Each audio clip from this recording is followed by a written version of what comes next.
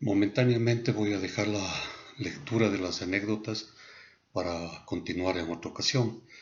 Ahora quisiera leer el capítulo o el punto primero del capítulo 14, referente a un breve ensayo para entender al Ecuador tributario.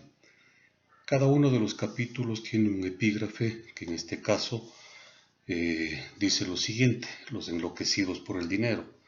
Es una frase que se le atribuye a Carlos Julio Rosemena, dirigido a los velasquistas de 1961. El capítulo 14, que consta en la página 327, y el punto 1 dice: a manera de entorno, Ecuador, un país rico, saqueado y opaco.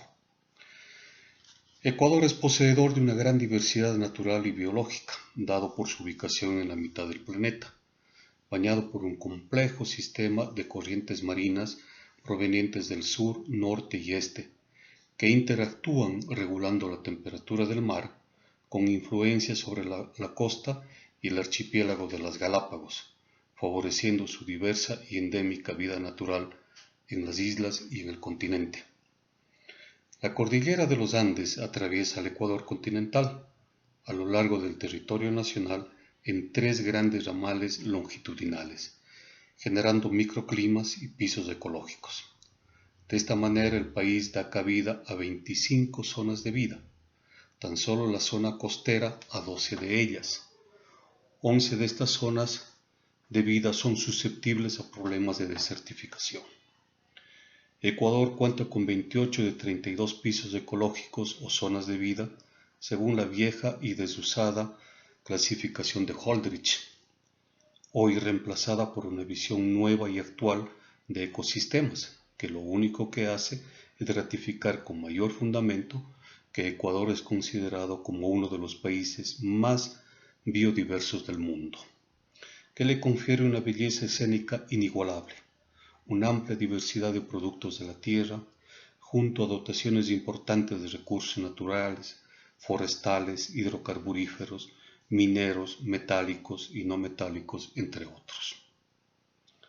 Buena parte de esta riqueza, en particular la vegetal primaria, ha sido destruida, y otra en proceso de deterioro e incluso de extinción de especies vegetales y animales, por la inclusión de amplios espacios de la producción agropecuaria, la alta tasa de deforestación y la contaminación acelerada.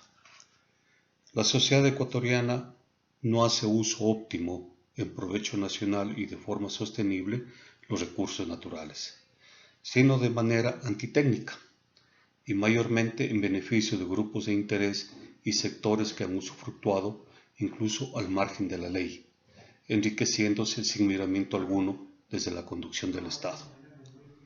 El desconocimiento, la falta de normas, y cuando las hay, su transgresión, la ambición y codicia, la marginalidad y la pobreza, son los factores que provocan destrucción y extinción de la vida natural. De todas formas, este entorno natural no es y no podría ser en ningún momento rémora para el desarrollo del país, todo lo contrario.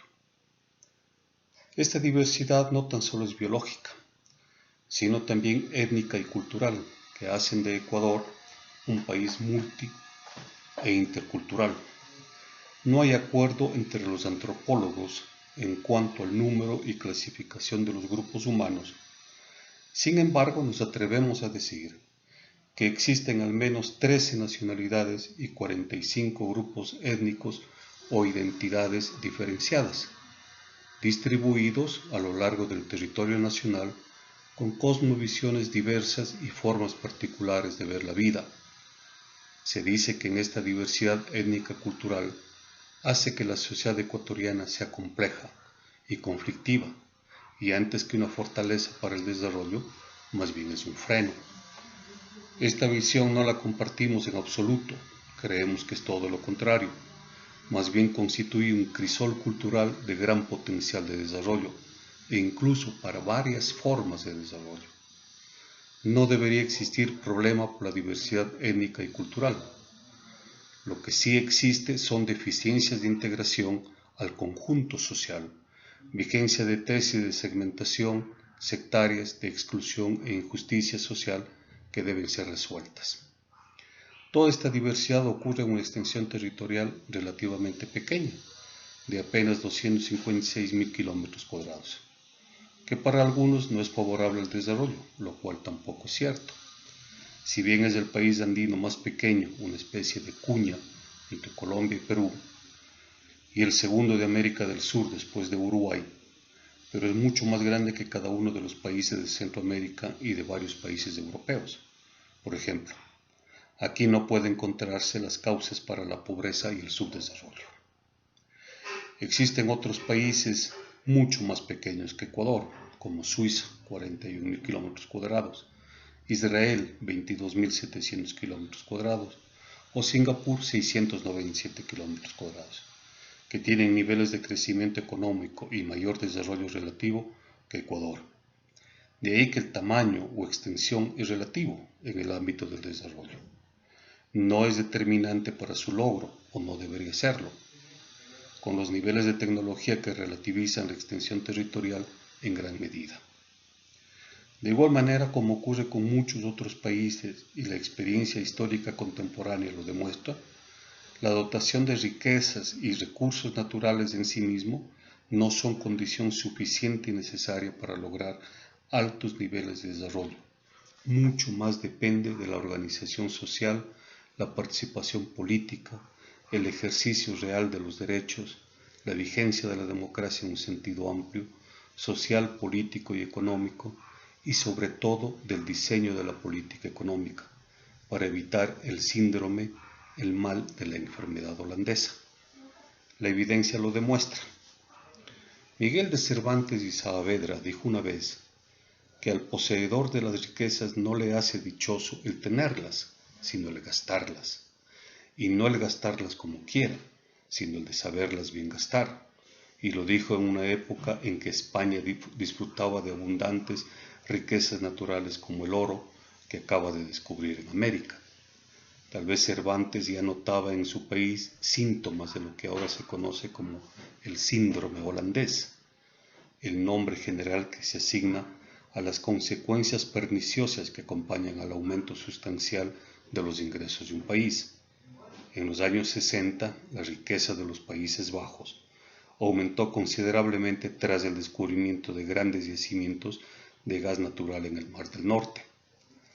Sin esperarse, esta aparente buena fortuna repercutió gravemente en sectores importantes de la economía, ya que el florín se apreció y perjudicó la competitividad de las exportaciones no petroleras del país. De ahí el nombre de mal o síndrome holandés, que si bien se lo relaciona con el descubrimiento de algún recurso natural, puede ser el resultado de cualquier hecho que genere entradas de divisas como un notable repunte de los precios de un recurso natural, la asistencia externa y la inversión extranjera directa.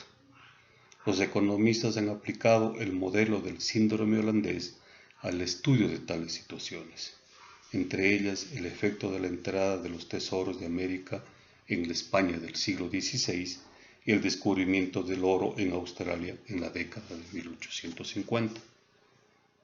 Hasta aquí la cita del síndrome holandés del autor Christine Eberheim.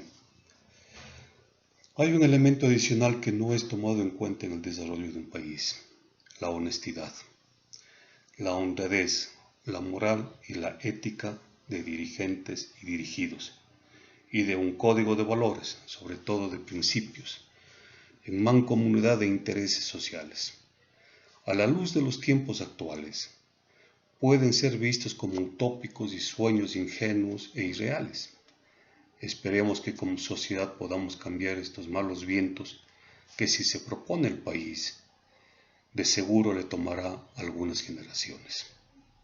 En apego al sentido de este libro y en adición a esta breve caracterización del país, diremos que Ecuador es un país saqueado, un país esquilmado, y no nos referimos a los deslindes territoriales que en efecto se produjeron a lo largo de toda la historia, sino principalmente porque estamos convencidos que es un país robado y expoliado históricamente por obra de sus propios hijos en desempeño de cargos públicos en las más altas esferas del Estado, donde se supone están al servicio de la sociedad.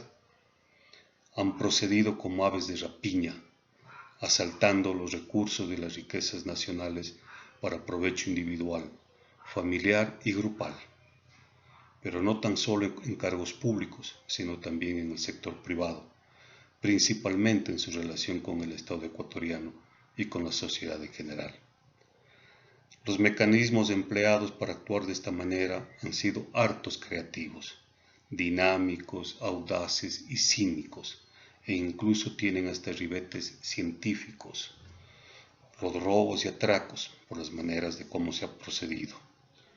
Han ido desde la utilización en provecho propio de las leyes o en franco desconocimiento de ellas, en un ambiente de ocultación, engaño y ardid planificado mediante artimañas muy bien estructuradas, estratagemas certeras y exitosas para el robo, donde la clave es el control de la justicia y los tribunales, para lograr impunidad o levedad en la aplicación de las leyes.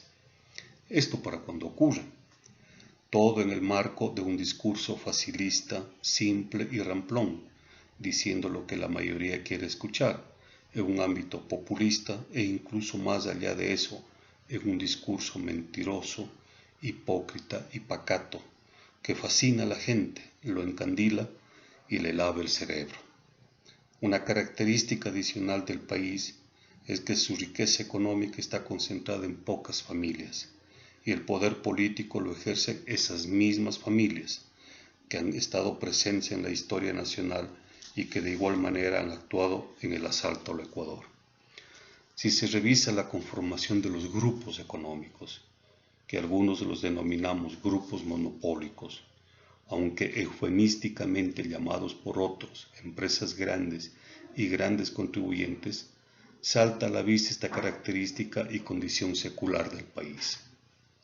A esto se le debe sumar un elemento adicional. Estos grupos monopólicos ejercen directamente o por representación el poder político. Es precisamente este ejercicio del poder el que buscan, porque esto les permite enriquecerse a costa del Estado, acrecentando su riqueza o pugnando por participar de la misma de la forma que sea. Es lamentable comprobar que casi el único interés por participar en política para la mayoría de estos grupos no es otro que la oportunidad para enriquecerse. Ese es el estado político que hemos conformado, ni más ni menos, o ellos han conformado. El atraco nacional ha sido y es familiar, grupal, de clase.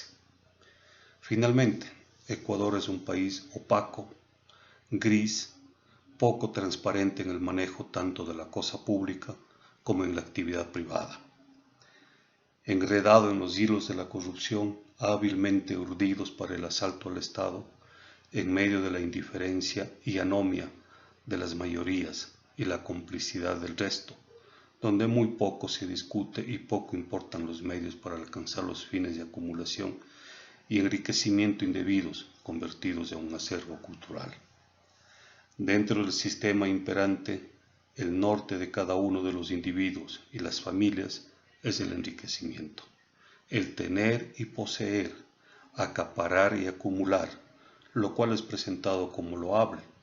Incluso si así fuese, no debería ser cualquier enriquecimiento.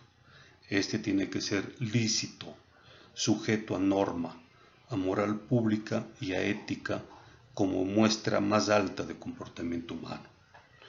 Pero eso no pasa, estamos muy lejos de ser una sociedad que piense y actúe de esa manera. Creo que en el siguiente video que haremos retomaremos el tema de las anécdotas, pero el libro no únicamente habla de anécdotas y tampoco de presentaciones generales como las que acabo de leer.